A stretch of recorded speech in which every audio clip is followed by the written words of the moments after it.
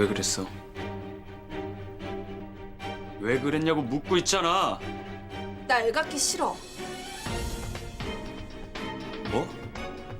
애 때문에 결혼했어? 내가 무슨 짝짓기 짐승이야? 그럼 우리 부모는 짝짓기 짐승이라서 우리를 낳은 거야? 왜 이렇게 집착을 해?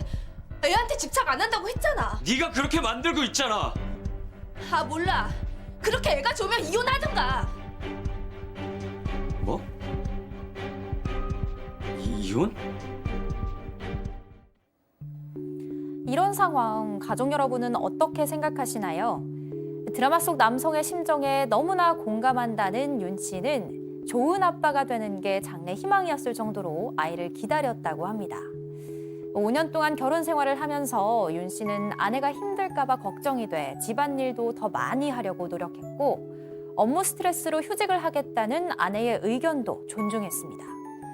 아이가 생기면 갈 수 없을 거라면서 친구들과 떠나는 해외여행도 흔쾌히 보내줬고 잦은 술자리도 이해했는데요.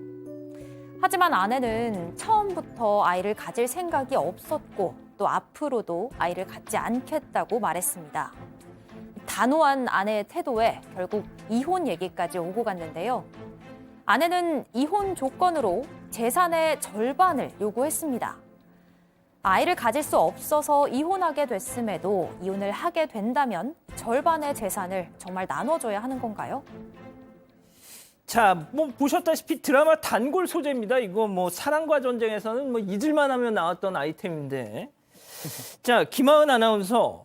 일단 말이죠. 이 여성이, 이 아내분이 임신을 이렇게 극도로 막 회피했던 거. 이게 몸에 어떤 건강상의 문제가 있어서 그랬던 건 아니에요?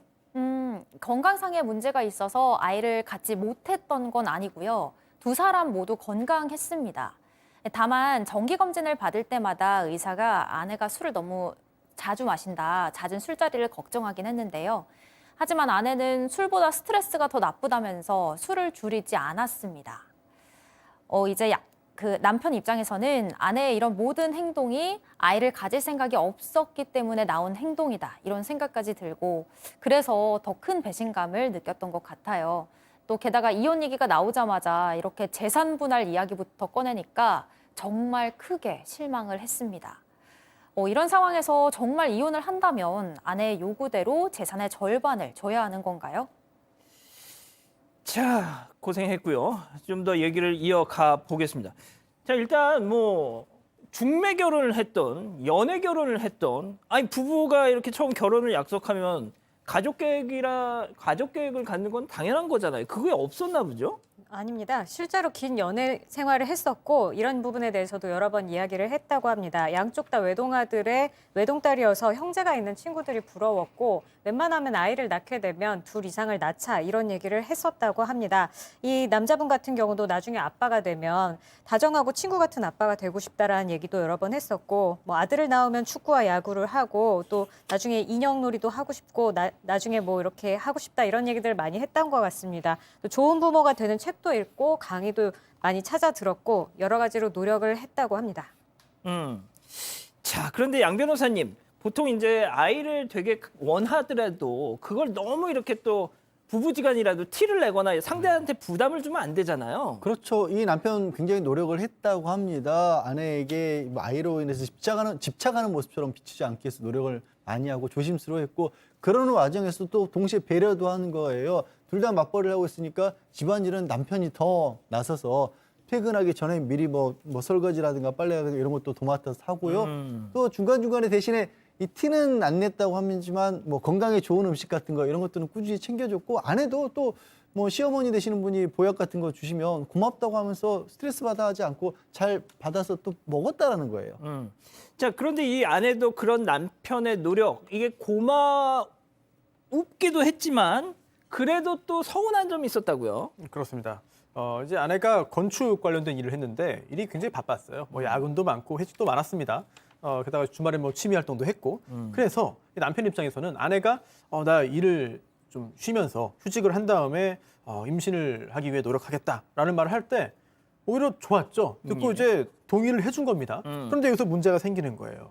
휴직한 후에는 임신하고 아이 낳으면은 몇 년 동안 해외여행 못하니까 내 지금 갔다 오겠다 라면서 해외여행 친구들과 함께 이제 가기도 하고요. 예. 그리고 또 내가 임신하고 또 아이 낳으면 또 술도 못 마시니까 예. 내 지금 좀 마시겠다 이러면서 거의 매일 또 술 약속을 잡았다고 해요. 이런 상황에서 물론 이런 임신을 위해서 좀 스트레스를 좀 덜면은 도움이 되지 않을까라는 생각에 일단 남편은 좀 불만스러워도 이런 아내의 행동들을 일단은 꼭 참았습니다.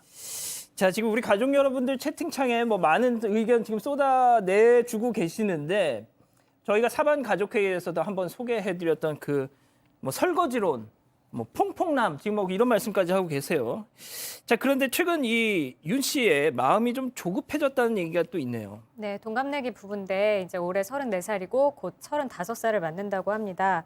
뭐 나이야 별거 아니라고 생각했었을 것 같은데 산부인과에서 이제 35살이 넘으면 노산이라고 보기 때문에 고위험군으로 분류돼서 또 아내의 건강이 좀 걱정이 됐다고 합니다. 기형아의 출산 비율도 높아지고 해서 난임 시술 받겠다고 그런 얘기도 했었는데 아내가 또 단박에 거절을 했다고 합니다. 그러던 중에 아내의 화장대 서랍에서 피임약을 발견했고 결국 이것 때문에 문제가 생긴 겁니다. 자, 여기서 진짜 와장창창 하는 소리가 나는 겁니다, 소장님. 보통 진짜 사랑과 전쟁에서 저 한 5번은 본 것 같아요. 이 서랍장에서 이 피임약 발견하는 장면.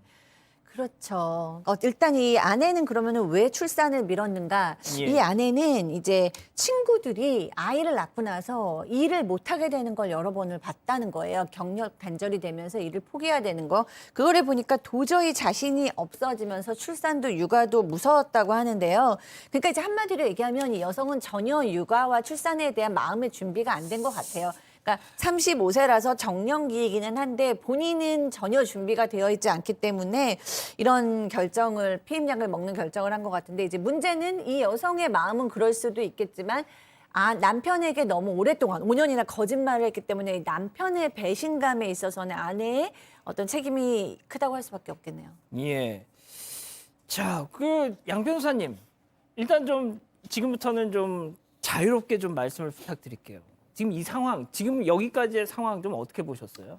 일단 아내 입장에서 봤었을 때 아이 출산 저하는 사실 사회적 문제잖아요. 지금 우리 국가의 위기로까지 얘기를 하고 그런데 거기에 반해서 분명히 여성들이 출산하고 경력이 단절되고 양육에 있어서도 훨씬 아무리 남자들이 많이 돕는다고 해도 그래도 여성의 부담이 훨씬 큰 부분이 많은 건 사실입니다. 그래서 이 아내 신경이 이해가 안 가는 건 아닌데 좀 전에 이제 우리 소장님도 지적을 한 것처럼 처음부터 그런 얘기가 남편과의 합의를 통해서 됐던 것이라면 문제가 없고 결혼도 그렇죠. 그래요. 결혼에 대한 관념도 많이 바뀌었기 때문에 결혼할 때부터 우리는 아이 낳지 않겠다. 대신에 이제 반려동물들 키우고 사는 부부들도 있습니다. 아니면 그런 것들 다 구속시켰기 때문에 같이 살아도 결혼을 안 하겠다 이럴 정도로까지 어떻게 보면 선택의 여지들이 굉장히 넓어져 있는 상황인 거예요. 그래서 이 아내의 마음은 충분히 이해가 가는데 다만 동반자인 결혼에서의 배우자에 대한 배려가 빠진 부분은 분명히 문제가 된다는 거죠. 예. 손 변호사님, 진짜 제가 아직 뭐 결혼은 안 했지만 이 부부간에 뭐가 됐든 거짓말을 한 거잖아요. 이 거짓말은 결국 파국의 시작 아닙니까? 뭐 경우에 따라서는 파국을 막기 위한 거짓말도 뭐 있지 않을까라는 생각이 들긴 합니다. 하얀 거짓말. 존재할 수도 있겠죠. 네. 그런데 이렇게 결혼을 한 부부 사이에서 임신, 출산, 뭐 육아 관련된 부분은 굉장히 핵심적인 부분입니다. 예, 그럼요. 그래서 결혼 전에 여러 가지 조치가 있었어야지 그 후에 상대방을 이런 분야에서 상대방의 거짓말을 했다가 결국 발각되고 나면은 신뢰의 큰 훼손은 피하기가 어려운 상황이에요. 예. 소장님, 진짜 배신감 이 남편의 지금 마음 그거는 결국 배신감으로 이란 단어로 딱 응축될 수밖에 없을 것 같아요.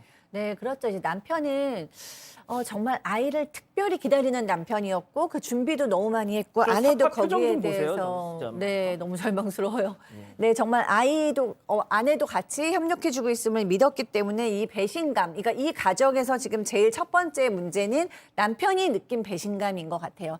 그리고 그것을 어떻게든지 처리가 가능하고 둘이 해결이 가능하면 이 부부가 다시 한번 노력을 할 수 있을 것 같고 그 배신감의 문제를 해결해야 하지 못하면 굉장히 심각한 부부 위기로 좀 갈 것 같습니다. 자, 그럼 여기서 별별 상담소 오늘의 궁금증 짚어보죠. 자, 남편 몰래 피임한 아내와 이혼, 재산 분할 해줘야 합니까, 양 변호사님?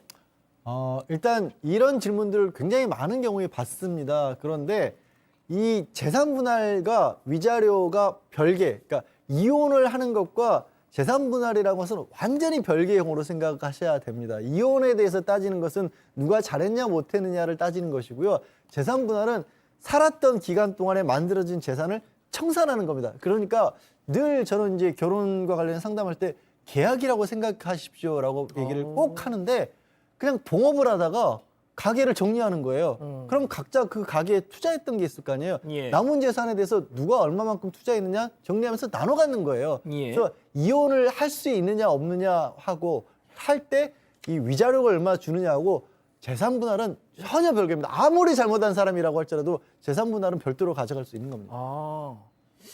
자, 손 변호사님. 네. 만약에요, 이 집을 나눌 때, 남편이 신랑이 결혼 전에 해온 집이다. 자, 그런데 이제 이혼을 해서 재산 분할을 하게 될 때, 이거는 어떻게 됩니까? 일단 남편이 해왔다는 집은 뭐 그 결혼 전에 가지고 있었거나 소유하고 있었거나 아니면 혼인할 때 남편의 돈으로 매수했다. 이렇게 이해가 되는데 원칙적으로는 부부 별산입니다. 우리 법에 따라서 법에 명문의 규정이 있거든요, 민법에. 부부 재산은 각자 가져요. 별개예요. 따라서 원칙적으로는 재산 분할 대상이 아닌 거죠. 하지만 대부분의 경우에는 누군가 이걸 가져온 재산이라 한쪽에서 해온 재산이라 하더라도 예. 혼인 생활을 함께 하면서 그 재산의 어떤 유지에 서로가 기여한다는 얘기예요. 따라서 집에서 이제 가사노동만 아내가 했거나 또는 남편이 집에서 가사노동만 했다 하더라도 또는 육아만 했다 하더라도 뭐 외부에서 수입을 얻어오지 않았다 하더라도 기존 상대방 재산에 배우자 재산을 유지하는 데는 기여를 한 걸로 인정이 됩니다. 예. 따라서 그 기간이 대략적으로 거칠게 말해서 한 10년 정도 되면은 집안 살림만 해도 반반 나눈다. 이게 요즘에 대체적으로 그렇게 되거든요. 근데 이 사안에서는 5년입니다. 5년이기 때문에 과연 반반이겠느냐 여기에는 미치지 못할 수도 있습니다만 어쨌든 재산 분할 대상으로 보이고요. 다만 공식적으로는 이제 위자료와 재산 분할은 별개다. 당연히 그렇죠, 법적으로. 다만 이제 여러 그 연수 이제 변호사 연수에서 나오는 얘기도 있고 또 거기에 또 현역 판사들이 와가지고 또 강의도 하고 그러거든요. 그럼 거기서는 비공식적으로 이런 말을 합니다. 재산 분할할 때 그 기여도를 측정해서 이제 몇십 퍼센트인데 몇십 퍼센트 나누잖아요. 이거 할 때 결국은 누가 유책 배우자인지도 어쩔 수 없이 감안하는 경우도 있다. 이건 비공식적인 얘기죠. 네, 공식적으로 그거를 기재하지는 않습니다만 판결문에 그런 이야기도 주고받곤 합니다. 그래서 상대방이 잘못을 해서 내가 이혼을 원하는데 그렇게 했을 경우에는 이혼을 할 수 있지만 내 재산을 나눠야 되네. 그래서 이혼을 포기하는 경우도 꽤 많아요. 예. 현실적인 얘기죠. 그렇군요. 자, 데드크로스님이 여기서 지금 미혼자는 저하고 백민경 기자 둘뿐인데 봤죠? 배우자 잘못 만나면 재산 떨리는 거예요. 뭐 이런 말씀을 굳이 안 해주셔도 될 것 같은데. 예. 알겠습니다.